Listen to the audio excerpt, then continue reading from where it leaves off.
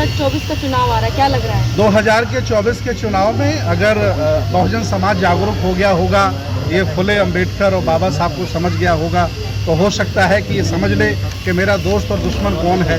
लेकिन आजकल तो बहुजन समाज के लोग जब सवालों को जिताने में तुल जाते हैं, कुछ ऐसी पार्टियां बहुजन समाज की हैं इस समय वर्तमान में और नेता हैं, वो कहते हैं कि अगर हम नहीं जीतेंगे तो बहुजन समाज के लोगों को जीतने नहीं देंगे, तो अपने आप को बेच करके अपनी जाति का वोट ट्रांसफर कर दे रहे हैं। आजकल तो स्थिति ज़्यादा खराब हो गई है, बात हराने की नहीं है, हमारे लोग हराने का काम करने लगे हैं, अब और ज़्यादा स्थिति खराब है। 2024 में आप किसका चेहरा देखते हैं? कौन आता है? चेहरा की कोई कमी नहीं है, जाने कितने प्रधानमंत्री मर गए, राष्ट्रपति मर गए, फिर एक नया भारत को मिल गया।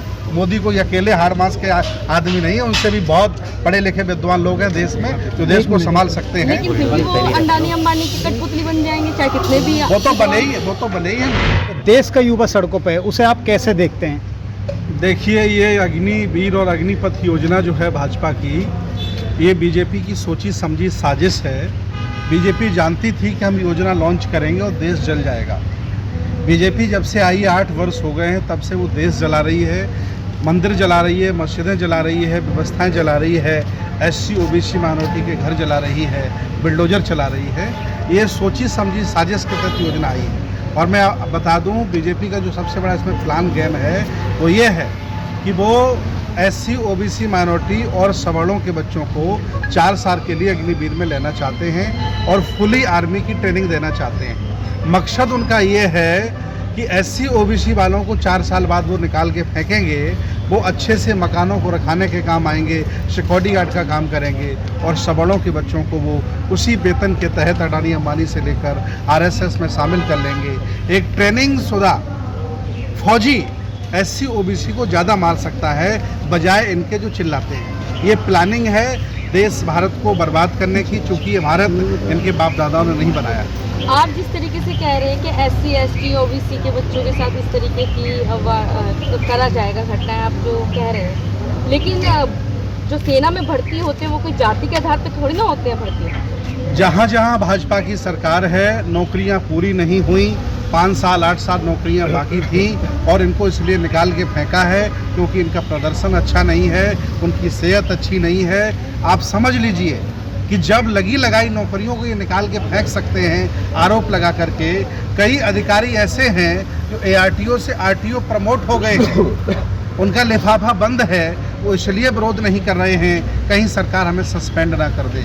बुरी तरह से भयभीत पूरा बहुजन समाज है और बीजेपी अपनी तानाशाही में कामयाब है। बंदे जी, आपने देखा होगा वो बीजेपी वाले कह रहे हैं कि जो संस्थाएं हम उनमें भी उनको 4 साल के बाद से रखेंगे, तो ऐसा थोड़ी ना है कि इसको कोई भ्रमित कर रहा है? मैं तो ये चाह रहा हूँ कि अग्निवीर में पहले बीजेपी के नेता अपने बच्चों को भेज दें, 4 साल हम और इंतजार कर लेंगे। अगर अगली बार बीजेपी सरकार आएगी और ये बच्चे संतुष्ट और खुश बने रहेंगे तो हम लोग विचार करेंगे। पहले बीजेपी और RSS अपने लड़कों को भेजे 4 साल के लिए नौकरी पर। अच्छा, जिस तरीके से बिहार में पूरा अग्नि हो गया, पूरा मतलब इतना दंगा हुआ है कि पूरा बिहार जल रहा है। ये शातिर लोग हैं, ये जब से आए तब से जला रहे हैं। इनका मकसद ही था कि अग्निवीर लागू करके, जारी करके हम देश को जलाएंगे, प्रदेश को जलाएंगे। वो अपनी प्लानिंग में कामयाब हो रहे हैं। वो इसलिए ये लाए थे ताकि युवा भड़क जाए और देश में आग लगा दे। सर, एक तरफ तो रोजगार की मांग की जाती है और जब सरकार रोजगार देती है तो ये सब देखने को मिलता है। नहीं, सरकार रोजगार, मैं कहता रहा हूँ, पहले बीजेपी अपने RSS अपने बच्चों को दे दे, बाद में हम लोग विचार कर लेंगे। नहीं, आप एक तरफ कहते हैं रोजगार नहीं दे रही है, आप एक तरफ कह रहे हैं बीजेपी पहले अपने बच्चों को दे दे, ये क्या तुम? देखिए, मैं तो बता रहा हूँ कि अग्निवीर का जो लेटर है ज्वाइनिंग, उसके मिलने के साथ साथ ये लोग एक तलाक के लेटर पर भी साइन करवा दें, क्योंकि जिस बच्चे की शादी हो जाएगी 4 साल बाद उसकी पत्नी उसे छोड़ के चली जाएगी या तलाक मांगेगी, क्योंकि उसके बाद वेतन नहीं होगा। ये बर्बाद और करने की इनकी प्लानिंग है, उसमें बीजेपी कामयाब है। तो और भी तो संस्थाएं हैं, उसमें भी तो प्रेजेंस दे रही है, जैसे कि पुलिस विभाग है, सबसे पहले इन्हीं को ही दिया जाएगा प्रेजेंस। इसीलिए जजों में हमारे बहुजन समाज के बहुत सारे जज हैं, इसीलिए हाई कोर्ट में, सुप्रीम कोर्ट में हमारे बहुत सारे कर्मचारी हैं, इसलिए बड़ी बड़ी यूनिवर्सिटियों में हमारे बहुत सारे प्रोफेसर हैं। ये लोग कहीं कुछ नहीं देना चाहते हैं, ये मूर्ख बना करके, ये मदारी हैं और गोल गोल घुमा करके लोगों को पागल बना रहे हैं। यानी कि झुंझुना पकड़ा है। बिल्कुल झुंझुना है, बिल्कुल झुंझुना है। और ये सब हो इसलिए रहा है क्योंकि SC OBC के लोग ठाकुर ब्राह्मण बनियों से ज़्यादा जातिवादी हैं। इतना जातिवादी सवर्ण नहीं है, इतना जातिवादी SC OBC का व्यक्ति है। इनको दूल्हा चाहिए इनकी बिरादरी का, इनको भंते चाहिए इनकी बिरादरी का, इनको नेता चाहिए इनकी बिरादरी का। तो उनकी मानसिकता कैसे बदलेगी? इनकी मानसिकता खराब, इसलिए तो पिट रहे हैं, इसलिए तो इनकी दशा ये है कि आज ये रोटी के लिए मोहताज है। इनके घरों में पलस्तर नहीं हो पाए, रोजगार इनके पास नहीं है। प्रत्येक बहुजन यहाँ कर्जी है, कर्ज लेकर के खा रहा है। आप तो एक भलते हैं, तो आप कैसे इसका निवारण देखते हैं? निवारण हम ऐसे देखते हैं कि जब तक राजा मूर्ख और तानाशाही सातिर बना रहेगा, वहाँ की प्रजा, वहाँ का जनमानस कभी खुशहाल नहीं होगा। यानी कि ये मोदी जी हाँ जी, मूर्ख हैं? मोदी मूर्ख नहीं है, मोदी को मूर्ख अडानी अंबानी के पैसे ने बना दिया है। अच्छा, हाँ, मोदी तो कठपुतली है। अच्छा। मोदी की सरकार ये कहाँ है? मोदी बहुत होशियार व्यक्ति हैं, उन्होंने सभी बीजेपी के नेताओं का कत्ल कर दिया, खत्म कर दिया और अडानी अंबानी जैसे बड़े बड़े लोगों से सांठगांठ कर ली, और आज वह व्यक्ति पैसे के बल पर पूरे देश को चला रहा है और लोग समझ नहीं पा रहे हैं। पहले में अभी सिलेंडर वगैरह बढ़ाया था रेट, फिर कम कर दिया है, पेट्रोल का भी कुछ कम किया है। हाँ, वो मूर्ख बनाता रहता है बीच बीच में, समय समय सरकारें, और यहाँ के लोग भी वैसे ही हैं, वैसे ही यहाँ की माँ का प्रधानमंत्री है। अब 2024 का चुनाव आ रहा है, क्या लग रहा है? 2024 के चुनाव में अगर बहुजन समाज जागरूक हो गया होगा, ये फुले अम्बेडकर और बाबा साहब को समझ गया होगा, तो हो सकता है कि ये समझ ले कि मेरा दोस्त और दुश्मन कौन है।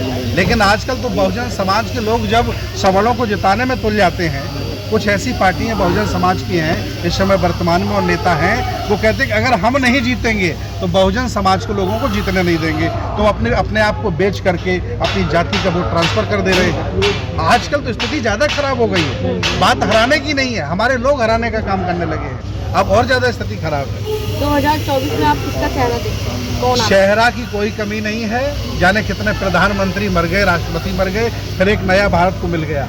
मोदी कोई अकेले हार मास के आदमी नहीं है, उनसे भी बहुत पढ़े लिखे विद्वान लोग हैं देश में जो देश को संभाल सकते हैं। लेकिन फिर भी वो अंडानी अंबानी की कठपुतली बन जाएंगे, चाहे कितने भी। वो तो बने ही हैं लोकतंत्र में। एक्चुअली उन्होंने EVM पर भी, जैसे अब सुप्रीम कोर्ट के जजेस सब उनकी गुलामी कर रहे हैं। हाई कोर्ट पहले तो मूंछों वाले, लाठी वाले, बंदूक वाले बदमाश होते थे, आजकल तो सुप्रीम कोर्ट में बदमाश बैठे हैं, हाई कोर्ट में बदमाश, जितने जज हैं महा बदमाश हैं। ये सब जानते हैं कि मुझे न्याय कब देना है। इन्होंने एक भी जजमेंट में SC OBC का भला नहीं चाहा होगा आज तक। लेकिन संविधान तो सर्वोपरि है ना सर? संविधान सर्वोपरि है उनके लिए जो संविधान को मानते हैं। ये संविधान के हत्यारे हैं, ये संविधान की आड़ में हमारा खून पी रहे हैं ये लोग। इस संविधान की आड़ में 85% लोगों का खून पिया जा रहा है। तो युवाओं का क्या संदेश देना चाहिए? युवाओं के लिए संदेश है कि युवा लाठियां न चलाएं, दिमाग में बत्ती जलाएं कि आखिर हमारे साथ किस तरह से खेला जा रहा है। उनके पास केस लग जाएंगे, फिर वो नौकरी लायक भी नहीं बचेंगे। अरे जलाना ही है तो उनको जलाओ जो तुम्हारे खिलाफ खड़े हैं। ये रेलों को जला के क्या तुम्हारा भारत की संपत्ति है? विरोध करना है तो शांतिप्रिय तरीके से करिए। अपने ही टैक्स का पैसा लगा। हाँ, अपना ही ट्रेनें जला के कोई फायदा नहीं है। जलाना है तो मनुस्मृति विचारों को जलाइए। हाँ, विचारों को जलाइए, संस्कारों को जलाइए। गुलामी, सामाजिक, धार्मिक, राजनीतिक, आर्थिक गुलामी को जला दीजिए, वो जरूरी है।